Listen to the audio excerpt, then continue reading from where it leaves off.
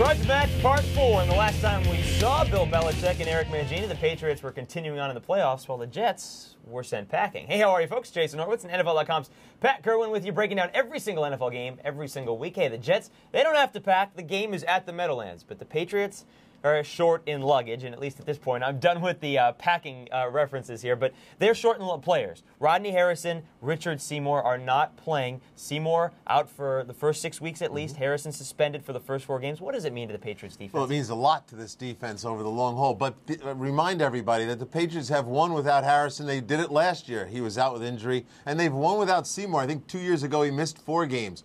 Richard Seymour is their premier defensive lineman. He commands double teams. He disrupts the backfield. He sets up the outside linebacker blitz game. He's not going to be there. Jarvis Green has played before. He'll do a pretty good job in a 1 to 2 game stretch.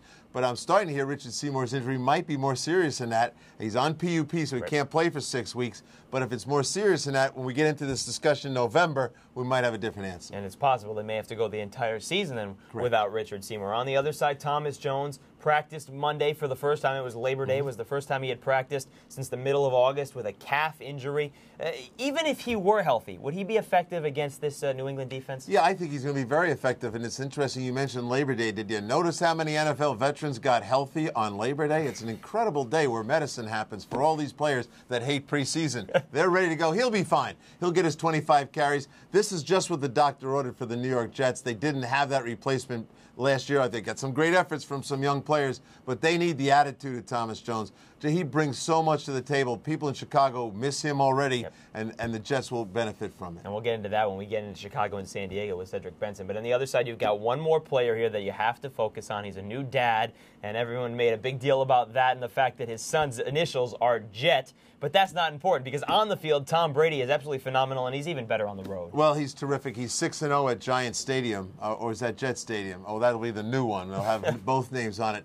The guy is great on the road, and he's got a new weapon in Randy Moss to go along with Watson and all of his other older weapons.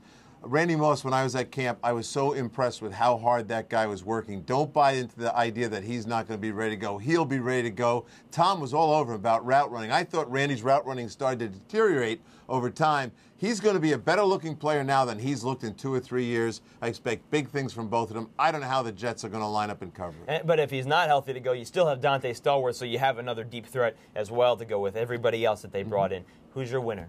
I like the New England Patriots. I like the Patriots to go all the way to the last game of the season. As a matter of fact, barring more injuries, Adelius Thomas and on those players that they have that can rush the passer, drop in coverage, put their hand on the ground, make it very tough for Chad Pennington and the rest of the New York Jet offense. I like Tom Brady and the guys to get this thing rolling. Very important to win your first game. Last year, the final 4 teams in the playoffs all won opening weekend.